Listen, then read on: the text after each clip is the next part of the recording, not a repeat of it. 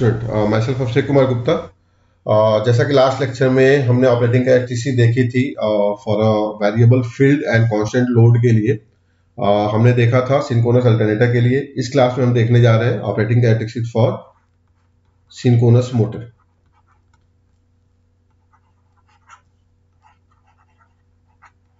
Clear? ठीक है। और ये भी हम किसके लिए देखने जा रहे हैं? For variable excitation and constant load. Clear? Synchronous motor. ठीक है। तो एक तरह से हम ये भी कह सकते हैं कि this is effect of varying field. जैसा कि हमने अल्टरनेटर के लिए देखा था, फील्ड आपकी वैरी कर रही थी और for different load. Different load का मतलब क्या हो गया कि आपका लैगिंग पावर फैक्टर लोड है, आपका लीडिंग पावर फैक्टर लोड है, या फिर आपका यूनिटी पावर फैक्टर लोड है।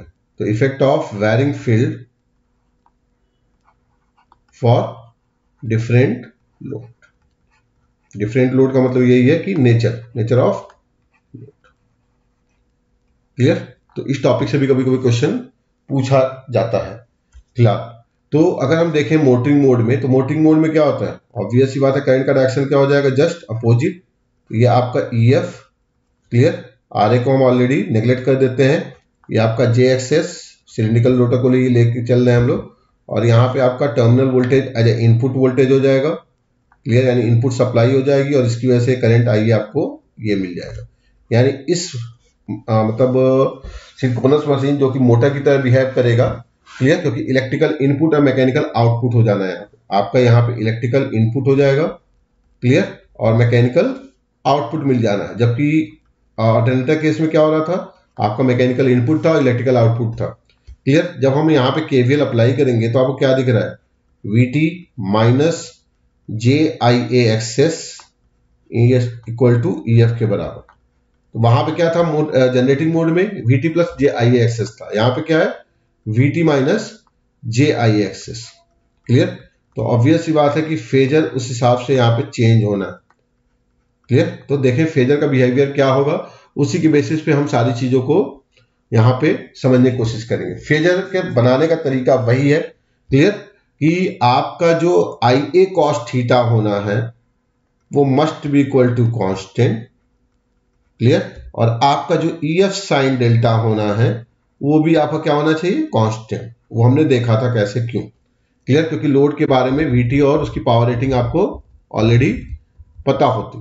क्लियर? वो आपके लिए नोन होता है। यहां पे हमें केवल क्या करना है? डिफरेंट लोड का मतलब यही है कि लोड के नेचर को चेंज करके हम ये पता करने की कोशिश करेंगे कि आपका एक्साइटेशन नॉर्मली कब मिलता है। वही as usual normal excitation, clear, over excitation and under excitation को यहां पे समझने की कोशिश करेंगे। Clear? Over excitation and under excitation, इन चीजों को समझने की कोशिश करेंगे। तो इसको समझने के लिए फिर से वही हमें सहारा लेना है, lagging, leading and unity power factor load का। तो उसके लिए हम सबसे पहले क्या करेंगे? फेजर ड्रॉ करने की कोशिश करेंगे कि फेजर क्या आ रहा है, कैसे आ रहा है। दिमाग में क्या रखना है? EF साइन डेल्टा की value constant, IA cos theta की वैल्यू कांस्टेंट, और इस बेसिस पे हमें फेजर को ड्रॉ करना है। क्लियर?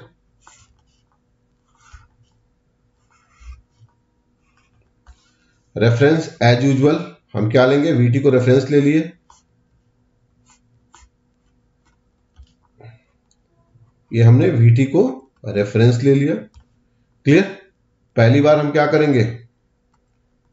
करंट IA1 लैगिंग ले लिया। ये हमने मान लिया ये करंट हमारा क्या है? IA1 है, और ये क्या कर रहा है? लैग कर रहा है एंगल θ1 से। एज यूजुअल इसका जो हॉरिजॉन्टल कंपोनेंट आएगा उसकी वैल्यू क्या होगी? IA cos θ1 के बराबर। यानी क्या हो गया इसका मतलब? आप यहाँ पे एक लोकस ड्रॉ कर देंगे, क्योंकि हॉरिजॉन्टल कंपोनेंट की वैल्यू चाहे वो लीडिंग हो, यूनिटी पावर फैक्टर, हर केस में क्या होनी है? सेम आनी। यानी IA cos थीटा की वैल्यू क्या होनी है? कांस्टेंट। मैं फिर बोल रहा हूं, दो चीजें हमें दिमाग में रखना है। EF साइन डेल्टा की वैल्यू कांस्टेंट, ये नहीं चेंज होनी है, और IA cos थीटा की वैल्यू कांस्टेंट किसी भी लोड कंडीशन में, ये भी चेंज नहीं होना। क्लियर? ठीक है, तो फिर से वही काम, आपका EF क्या था, EF क्या था, VT माइनस JIA एक्सेस। तो यहां पे क्या हो जाएगा, समथिंग EF1 मिलेगा, VT माइनस JIA1 एक्सेस के बराबर मिलेगा, किसके लिए, फॉर लैगिंग लोड। क्लियर? तो यहां पे क्या है, माइनस JIA, ये आपका IA1 का फेज है। माइनस का मतलब क्या हो गया, माइनस J का मतलब 90 डिग्री लैग करता हुआ, 90 डिग्री लैग करता हुआ क्लॉकवाइज डायरेक्शन में हम रोटेट हो जाएंगे, यानी ये जो है इससे 90 डिग्री लैग करता हुआ आपको क्या मिलेगा, ये आपको मिल जाएगा माइनस JIA1 एक्सेस। क्लियर? और इन दोनों का जो रिजल्टेंट आपको मिलना है वो क्या मिल जाना है, वो मिल जाना है आपको EF1।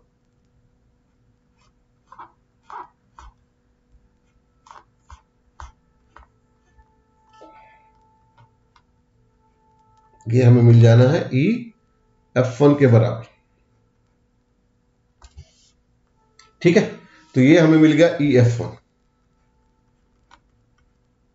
ठीक है, अब हम फिर से वही काम करेंगे। EF1 का हम क्या देखेंगे, हॉरिजॉन्टल कंपोनेंट जो VT के सेम फेज में आएगा, ये आपको क्या मिलेगा, ये एंगल अगर हम मान लिया कि Δ1 है, तो ये क्या होगा आपका EF1 cos Δ1। तो क्या दिख रहा है आपको यहां पे आपको दिख रहा है कि EF1 cos Δ1 की वैल्यू लेस देन VT हो रही है। तो ऑब्वियस सी बात है कि हॉरिजॉन्टल कंपोनेंट फील्ड EMF का लेस देन VT आ रहा है, तो इस कंडीशन को हम बोलते हैं अंडर एक्साइटेशन। क्लियर? ये हमने लास्ट क्लास में भी देखा था कि EF cos डेल्टा की वैल्यू अगर लेस देन टर्मिनल वोल्टेज आती है तो ये कहलाएगी आपकी अंडर एक्साइटेशन। क्लियर? तो यानी आपको क्या दिख रहा है, यहां पे आपको अंडर एक्साइटेशन कंडीशन मिल रहा है, किसके लिए, for lagging load. Lagging load behaviour के आपको अंडर एक्साइटेशन नेचर मिल रहा है, यानी आपका फील्ड क्या है, अंडर एक्साइटेड। ठीक है, अब हम बात किसकी करेंगे, अब हम बात करेंगे यहां पे यूनिटी पावर फैक्टर की। क्लियर? किसकी, यूनिटी पावर फैक्टर की। ये हमने मान लिया ये हमारा IA2। यूनिटी पावर फैक्टर में क्या हो जाना है, यूनिटी पावर फैक्टर में VT और IA2 क्या हो गया, सेम फेज में हो, फॉर यूनिटी पावर फैक्टर। फिर से EF2 की वैल्यू क्या आ जानी है, something VT minus JIA2 access के बराबर। क्लियर? आपका IA2 का फेज ये है, हॉरिजॉन्टल फेज ये इसी डायरेक्शन में, तो ऑब्वियस सी बात है कि आपको माइनस JIA2 एक्सेस क्या मिलेगा, इससे 90 डिग्री लैग करता हुआ ये आपको मिल जाएगा, sorry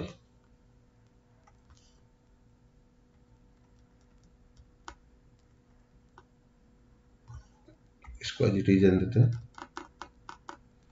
VT minus JIA2 access, यानी इससे 90 डिग्री आपको लैग करता हुआ क्या मिल जाएगा, माइनस JIA2 एक्सेस। हाँ, एक चीज और ध्यान रखना था हमें क्या ध्यान रखना था, हमें यह ध्यान रखना था कि vertical component of EF1 must be equal to constant, यानी ये जो वर्टिकल कंपोनेंट है ये लोकस, यानी EF1 साइन डेल्टा की वैल्यू क्या होनी चाहिए, हर समय कांस्टेंट रहनी चाहिए, यानी ये लोकस ये आपका चेंज नहीं होना चाहिए। क्लियर? जैसे हमने IA cos थीटा के लिए एक वर्टिकल लोकस ड्रॉ किया, वैसे ही EF साइन डेल्टा के लिए ये आपका EF साइन डेल्टा ही होगा, EF1 साइन डेल्टा के बराबर ही तो आएगा, ये साइन डेल्टा 1 के बराबर, जो क्या होना है, हर समय कांस्टेंट रहना है। तो इसलिए हमने यहाँ पे एक हॉरिजॉन्टल लाइन ही खींच दी, क्योंकि इस लोकस पे ही आपको रहना है और किसी लोकस पे आप जा नहीं सकते, क्योंकि EF साइन डेल्टा की वैल्यू कांस्टेंट रहेगी। तो यहां पे अगर हम देखें तो आपको जो EF2 मिलेगा वो EF2 क्या होगा, VT प्लस JIA2 एक्सेस के बराबर।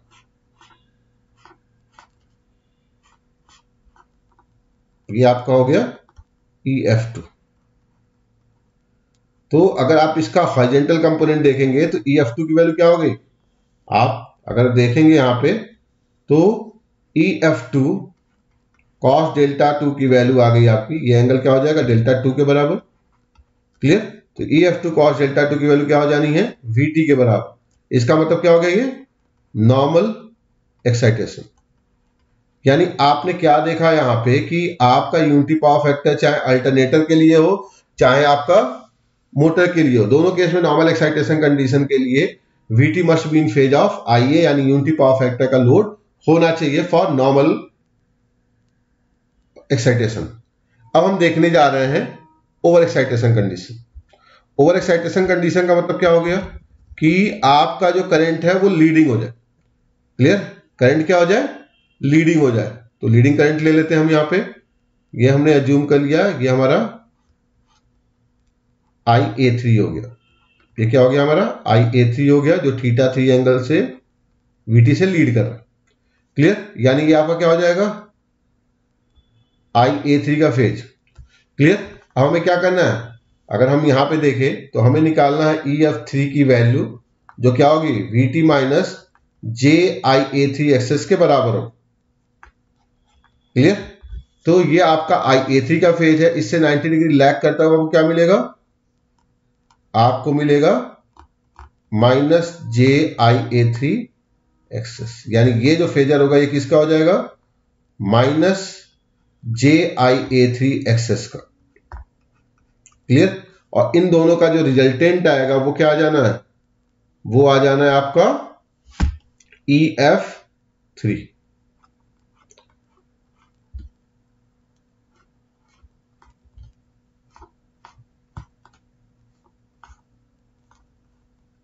ये आपका क्या आ गया EF3 के बराबर।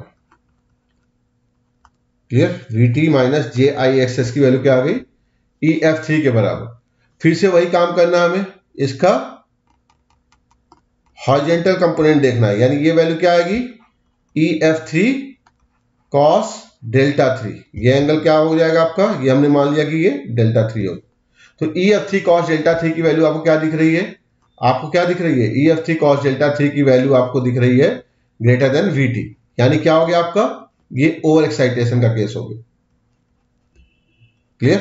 तो ये ओवर एक्साइटेशन जो आपको मिल रहा है ये किस केस में मिल रहा है, ये मिल रहा है आपका लीडिंग पावर फैक्टर के लिए। किसके, फॉर लीडिंग पावर फैक्टर।